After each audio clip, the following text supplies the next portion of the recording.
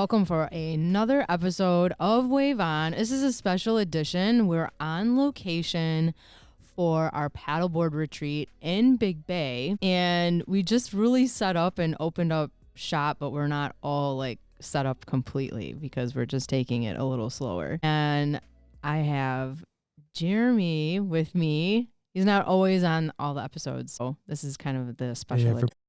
I'm back. He's back. He's been busy building boats. Yes, I've been busy restoring another Chris Craft, another notch on the belt of boat restoration or boat building. Been working on this one for a couple years and getting close to the end. So excited to we'll be in the water by the end of summer here. But this right now is our break up here to the Upper Peninsula of Michigan in Big Bay, doing the third annual. We're literally retreat. Looking out at the lake that we left it last year, which was like 100-mile-an-hour winds coming from the south. Not that strong. It was about that strong.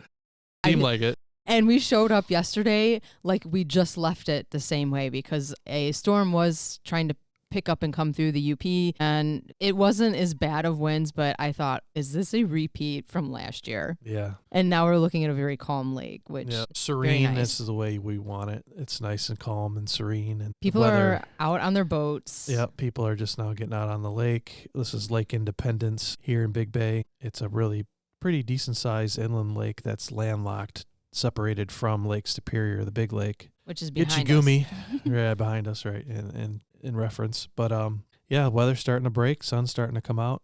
Got some yard work to do to kind of spruce the place up a little bit for our visitors. So last year we got to paddle this lake, I think twice. I literally think it was twice because we did a pre-game paddle, which it was beautiful, and then these winds came in, but we got a sunrise paddle in, and then the winds came and we went to Lake Superior. Yep, it was a strong dominant. It was a strong. Oh, there's Hank, the mascot of the property.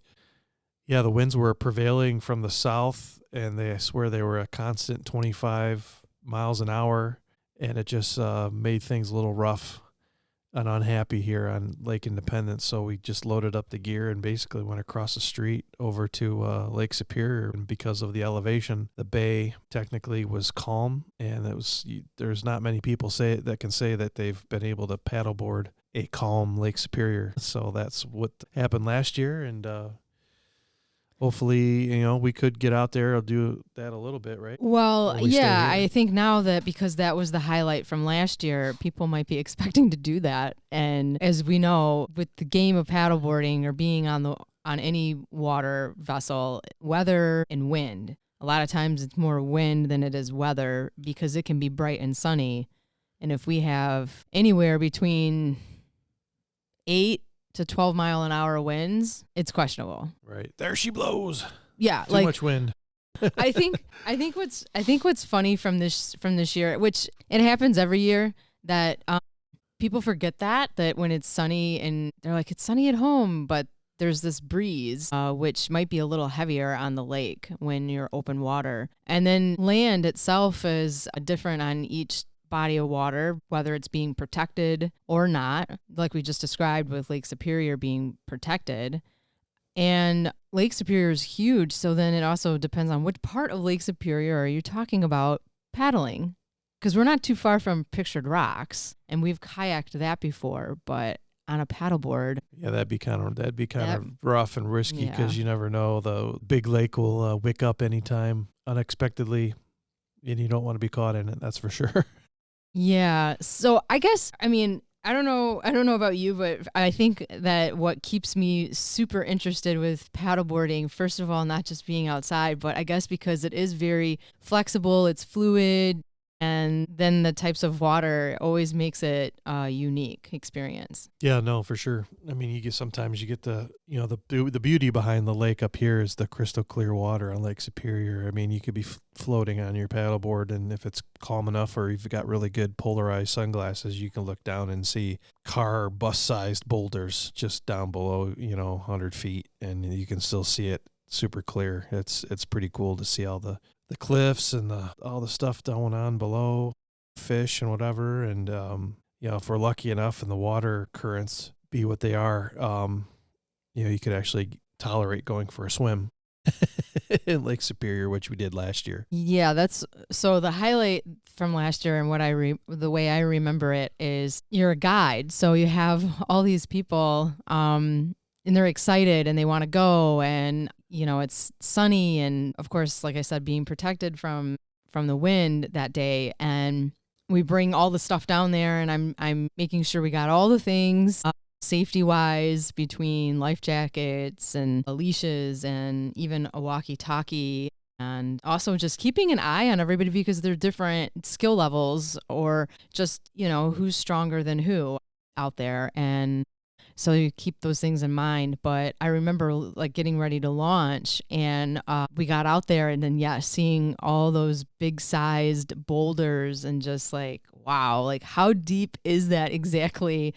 And you're on this massive body of water, and I'm just like repeating all the things in my head, watching them and making sure even wind doesn't push them even further, because that is such a learning curve for people. And what's great is we experienced this on Sunday, the other day, on a paddle, and they all got pushed so fast. We were out there within like 15 minutes, less than 15 minutes. And I said, we better turn around. I know it seems like we didn't go very far, but now with the wind you're going to have is your challenge going right directly into it.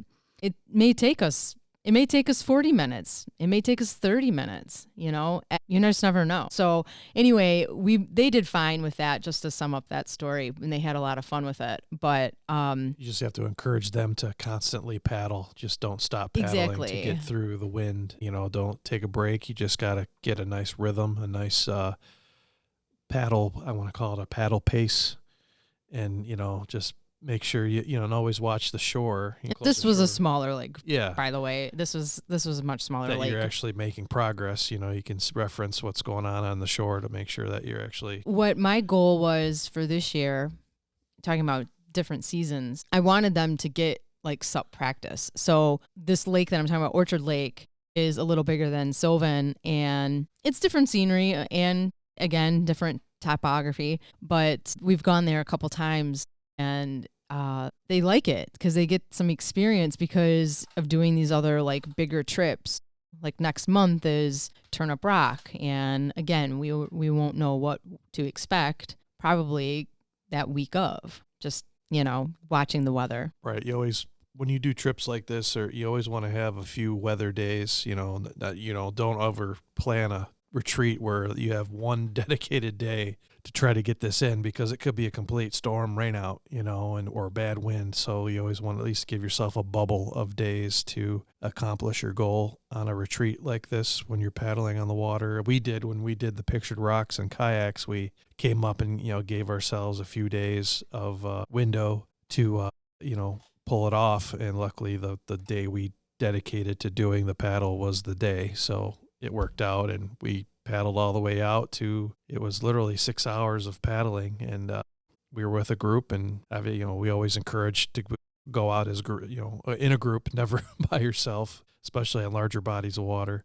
for safety reasons too. But worked out. You paddle out. We saw the unbelievable picture rocks, and no crazy weather happened. It stayed sunny all day, and we were able to paddle on back. So no eventful, scary moments at all. Just an awesome experience, and that's all we want for our friends that join us for these retreats, is to do the same and get to see as much cool stuff up here as we like to enjoy. Yeah, and I mean, what would you say to anybody who was coming alone to a trip like this, or maybe even just class at home? I think that sometimes people do have a fear, and they have to have a buddy system. And over the years, I know I've had to learn a little about that, because I just go. I'd love to have a buddy, but I'm not going to let it hold me back, I guess. Right. I guess just prepare and go into it with a totally open mind, that you're ready to experience something new, meet new people, and hopefully you're a coachable person, right? That you're able to take feedback and coaching and learn different techniques from the teacher or the person running the adventure. And that's the main thing, is to totally be open-minded to just to take in new information and, you know, try your best at it. Nobody's perfect. We all treat everybody as they're, even the experienced people treat them as like they're doing this for the first time. So it level sets, especially when you're in a group setting. Most people are pretty much beginner coming into paddleboarding, and you just put everybody at a pretty level set and treat everybody the same and just come at it and go through the basic techniques and, a lot of the safety stuff that you like, that you teach, and go for it. I think too, just trusting the environment. And that's always been the goal too, again, this is like behind the boards and retreat vibes and the summer paddles. But every year has been a goal to have that safe zone, non-judgment zone, building a community of Luna Moon. And when I say that, I'm saying that, you can trust these people that are coming, the other people that are here. It's just a vibe. And so that's always been a goal. It continues to be a goal. And we had a great Wednesday night paddle like 2 weeks ago. And a lot of them were first timers on a board, first timers to me. I've never met them before. I've never talked to them on the phone. And I could tell going into the class though, like an hour, maybe 2 hours beforehand, we did have a little weather on the bubble there. And one called me and was a little concerned. And I could tell though in her voice that she was more than willing to give this a go and try it. And that's the vibe I got then for the whole class. No one backed out. No one said, I'm not coming. I think it's going to rain, which was awesome. And I thought this is going to be a good night, and it really was. And the one girl that came out, she goes, I am so glad I did this tonight. Her schedule is weird. She works weekends and things like that. And so she was like, I'm just glad I just came. And she goes, these are great people. It's like I met a whole new set of friends. And then, she mentions another girl's name, which we now have somebody in common as a friend. Yeah. So that was pretty cool. That's happened a couple of times this summer already. Small world instances where you run into people that know others that you know. Yeah. And so I love hearing all of that, and anyway, that was just kind of a magical moment. And I have a lot of memories like that, a lot of stories like that over the years. And I guess it kind of, like I said, continuing on with the goal of Luna Moon, that kind of, gives me a green light, like, that, okay, still on track, even though I'm very conscious of it, but it's, I definitely try my best to get people to come that may not have that buddy. I don't know what's outside. It could be an animal. The dog is. Anyway, yeah, I mean, they may not have that buddy. We talk about that often. And, whether you can convince your group of friends to come and try it and then get them the paddleboard bug. Yeah, no, it's a cool sport. I've always started out kayaking, building the wood kayaks, and you have to tell me. Okay. Being into that. And then eventually, doing the paddleboard thing with you. Some people may be thinking, why Big Bay, Michigan and the Upper Peninsula? You just drove, almost 8 hours, maybe with some stops in there that makes it about 8. But why here? And I know you have some history here, but I also want to hear your first story, your first time coming up here. So my story of Big Bay, so back in the, what it would have been, late 80s, yeah, probably the late 80s, early 90s, my dad's friend, who happens to be the owner now and proprietor of the Thunder Bay Inn, which we're having our guests stay in. It's an historic inn up here in Big Bay, which has a ton of history, which we'll go into. But anyways, Mark's older brother, Vince, and his wife, Jill, moved up here in the late 80s, early 90s. And Jill got her degree later in life to become a student or a teacher. And there's really only one school in town. It's a very small town. And they decided to move up here. And they have a bunch of property up here just west of town. It's in the mountains of they call it Bear Mountain. It's the Precambrian quartz granite rock formations up here.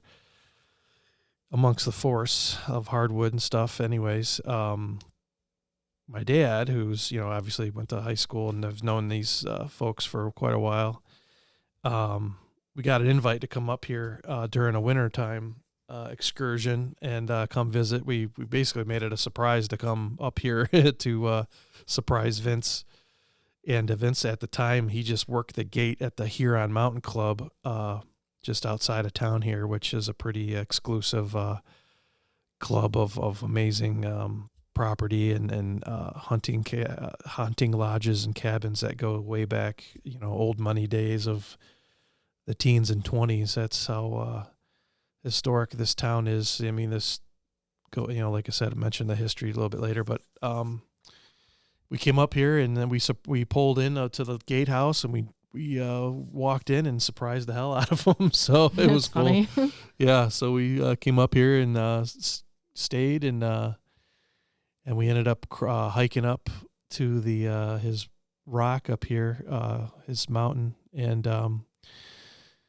had a blast. And ever since then, now Mark, the younger brother, has been coming up here. They have a deer camp and they do a lot of hunting and stuff up. They've been coming up here for years. So it was just kind of a natural thing. They're totally open to, accepting, new people into the fold. And, once I got the bug into knowing what this was all about up here, I started coming up here and camping, whether it was mostly winter camping. We would come up and stay in Mark and Sue's rustic cabin, which is on their property, adjacent to Vince and Jill's rock property. And it's basically a cool hunting lodge that I would bring friends up with me, and we would spend New Year's Eve up here in the wintertime. We'd either hike back from town on snowshoes or four-wheelers or, other crazy ways of transportation to get back there. And we'd spend a few days just camping and hanging out and exploring, climbing the rock and doing a bunch of cool stuff outdoors. But, you get to really learn some, basic survival skills, and I've always kind of, honed those skills by coming up here as often as possible. And, of course, life gets in the way. I spent, probably a good almost 10 years through the 90s coming up here and doing that repetitively for the New Year's winter camping excursion. And then college and other things as I grew up started to happen. But now, Mark, as he retired and his wife Sue retired as well, they always had a dream of purchasing and running the Thunder Bay Inn here in town, which is the landmark establishment. And, it's the inn where it has like a block of 14, 15 rooms. And then it has the really cool restaurant attached to it. And that employs, a bunch of people here in town and from Marquette as well. But, yeah, that was their dream, and they accomplished it, and they've been running it now, I think, up here for 5 or 6 years. And, I once Misty started to, things progressed with Luna Moon Sup Yoga, I'm like, you know what, we've seen examples of other people doing different kinds of retreats, whether, throughout the country, the world, whatever. And I'm like, you know what, I got a place that we could possibly go and do a cool paddleboard retreat. And I checked it, had her check it out on the internet, showed her old pictures of what our camping excursions were like. And I'm like, let's give Mark and Sue a call and see if they'd entertain, something like of the sort, where we would have people stay at the inn and enjoy that, and then come down. And coincidentally, Mark's son Josh, who's been a good friend of mine, we kind of grew up together. He had purchased the old wood mill, power generation mill, which is another historic landmark up here. And it's right on Lake Independence. He has waterfront property here. And so it just happened to work out. They've got this awesome place. And we were able to pull our gear right out towards the edge of the water and set up our camp. And 3 years ago, 3 years in the making now. It started with roughly 6 people we've initially started you started the retreat with, and now we're up to 12 to 10 people. Mm-hmm. So basically doubled, and people last year especially, once they got through the weekend and they had a great time, they signed up immediately for for this year. Yeah, I know. So who does that, right? That's pretty awesome that we've made that much of an impact, and people really enjoy it, love it up here. And I've actually, I was able to take one of the spouses up with our friend and our old Army Jeep, and we showed him the actual hunting camp that we would do all those camping excursions to. And but yeah, it's basically an outdoorsman's paradise up here. There's fishing. There's the Yellow Dog River that technically empties out into Lake Independence. It has a great brook trout fishing, and then there's hiking. There's some waterfalls that are actually up here And last too. night, with that little rainstorm that kind of came through. Yeah. So we have a couple that are staying just because they came up early before the retreat actually starts, and they're just exploring the area because it's completely new to them. So probably another reason why they came back this year, but they're staying in the lighthouse. Yeah, the Big Bay Point Lighthouse, which is now at a bed and breakfast. Yeah, so I've heard of it. I've seen some pictures online, but not what she has already documented because of the storm that came in. It's also Coast Guard it's been regulated. So they actually do use it. It is a bed and breakfast, but they really use it as been reactivated by the Coast Guard to actually have an operational light. When the storm was coming through, the light came on and it started spinning with and you can hear the motor and her video and everything. So it was really cool. And apparently they do massages there, which is like it's a full on it's a full on experience to I stay feel there, like we keep unfolding more and more while we're up here. There's the first surface things that when you first come here that you see, but just at the end, and then one of the cafes has a whole story behind it and a movie and everything. And so a lot of people, they either know it or they don't. Now, when I first said we were coming here, I have another couple that I teach yoga with, and he knew everything about it right away and wanted to even come just to see it, not to paddleboard, but just to see it again with like us, you know, like, cause we were all going as a group. Right. So I guess back to, him coming by himself or coming with us, like it's kind of funny, but anyway, so much history, where we're at, even just with the mill. And then the inn, of course, but the water, Lake Superior, and just other things that we keep finding or unfolding as we adventure up here and hear other stories, how everyone else experiences it, right? So when they come up here and they go get coffee and they talk to some locals and, hear another story from them. So it's really cool when they come all back here to launch and paddleboard. They're like, so just so you know, like I found this out, and they'll say something about what they discovered. Right. Yeah, there's the best way I can describe it is, I'm going to date myself, but there was a really cool old TV show back in the early 90s called Northern Exposure, where it took place in a small Alaskan town where you had a doctor that came from the big city from the lower 48, and he relocated and got this opportunity to be the town doctor.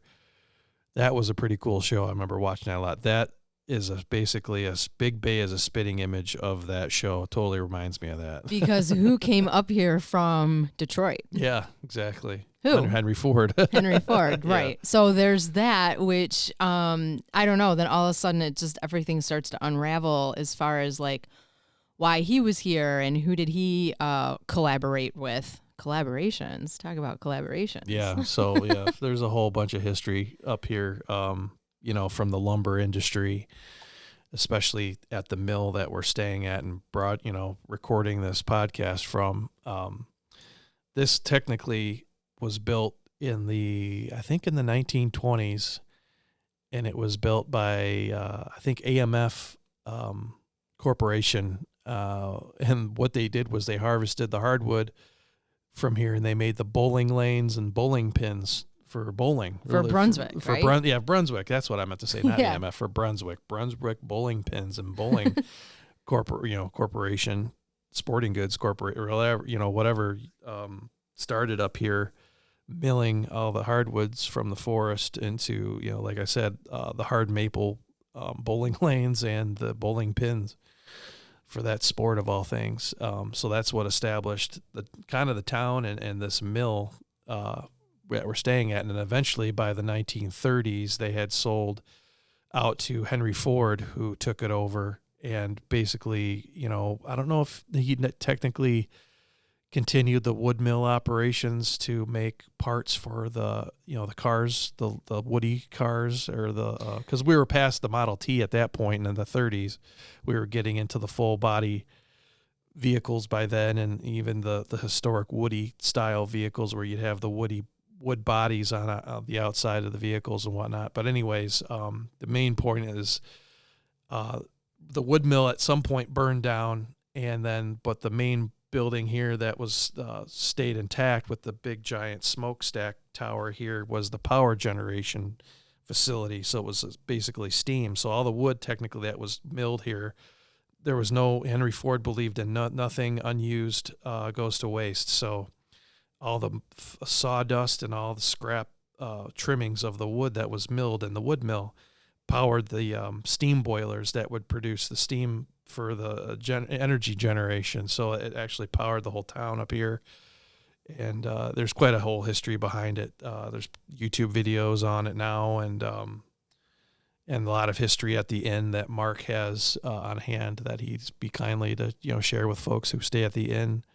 But a really cool historic place up here, and just to be around it and still see the ruins of what was back in the day. And it's pretty amazing. It's a lot of history. Back to the water last year, because we got to paddle Lake Superior, we were then told that if you paddle out from the beach, just like straight out, you should be able to see parts of a sunken rail car or box car. Yeah, so what it was an old pier that would run, they would probably run lumber to ships out into the bay, and so what's left of that pier is under the water, and I think towards the end, there's probably a rail on it, and I think quite a ways out there, what you're saying, there's maybe a couple sunken trailer cars or box cars that would have hauled the lumber to and from the ships. I was trying to find it last year. I saw parts of it, but I don't know if I was out far enough to see more of the actual box cars. But the funny part was that we were being here at Lake Independence, they were actually trying to go out and dive and see one out here too that they had just found out about. Oh, right, yeah. And so it was just kind of ironic that... Yeah, that happened too, yep. Yeah, so anyway, just pieces of history being around. But that's kind of the fun part about coming here. I mean, we're, thinking of the next retreat next month, which is... Turnip Rock, and the tip of the thumb. That's the other Lake Huron. Lake Huron, and yes. So anyway, going there, we that's been on a bucket list for a while, and again, it's another hard one to get to because A, weather, B, launch point, timing, schedule, all of those types of things. But it's been on our radar for a couple years now and just been studying it as the group. I always thought we would, try to kayak a long time ago. But again, it's just schedules, schedules getting away. Yeah, life gets in the way, other things. But anyway, we've got it on the list. And, like I said, trying to do those practice mornings, getting them out in different elements that aren't just, that picture perfect flat glass water, which I know that's what everybody wants, but you just don't get it all the time. And so we would be, sitting on the sideline if we waited for that all summer. I mean, we'd get out maybe 2 times if that was the case. I mean, we're not trying to go out, when it's really bad. Of course, it's study what's going on and, test your ability. But anyway, So the practices have been going great. That's been the new additions for this season, and goals is, to keep the interest alive and keep the experiences rolling, because you never know what's going to happen. Every time is completely unique and different. For this trip, there's a lot of hiking in the area as well. So whether it's to see waterfalls or another viewpoint of Lake Superior, that kind of thing. But we'll see how this weekend unfolds. Yeah, the weather's looking good so far. We got hopefully past this rain that happened yesterday or overnight. And we're excited to welcome our paddlers coming into town. We have a couple ladies coming in tonight, and then majority of everybody shows up tomorrow. So yeah, we'll kick it off at the Thunder Bay Inn lobby and do a meet and greet and give the lay of the land and what might be special that they will get to do.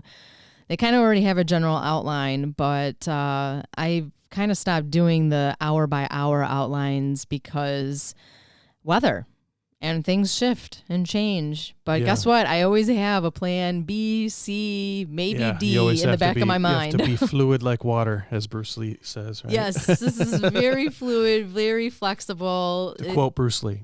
It's like show up with an open mind, trust the environment, your people, and just kind of go with it and be fluid. But so this is I think this is a good episode to end here. I mean, do you have another special message to share? No, just this is always a good part of the summer to come up here and get away and encourage some cool stuff, and just be conscious of the environment and enjoy just a nice break from the city. I mean, your cell phone signal's kind of shoddy up here, so if you can put your phone down for a little bit, put the phone down and just absorb the awesome views and the air, the fresh air around you. Absolutely. It's totally encouraged, and I always look forward to it this time of year. And talk to the locals. You'll never know what you're going to find out. Tons of stories. I do have to share my collaboration to end with for our goodie bags. I like to do a little token of some kind, a little giveaway. But this was a great collaboration that I found with another small business owner. And she did some hard work, and I gave her some photos because I wanted her to capture through her art, which is a goodie treat, which is actually a little piece of candy, and she wholeheartedly puts all of her effort into, but she tried to recreate some part of the landmarks that we have paddled around, some of the rocks that we see from the Squaw Beach. And I want to give her a special shout out. She is Julie. She was on my last episode with her candies from Anime Moon Treats. So check that out. I'll be posting pictures of that. But next week, I think we're going to start talking about a little more of SUP safety and maybe some funny fails, maybe something that people have tried and just having fun on the water. So we'll see what happens. But thanks for tuning in to this special edition of Wave On. I thank you again for tuning in, listening. Please follow along. We're on social media, Luna Moon SUP and lunamoonsupyoga.com.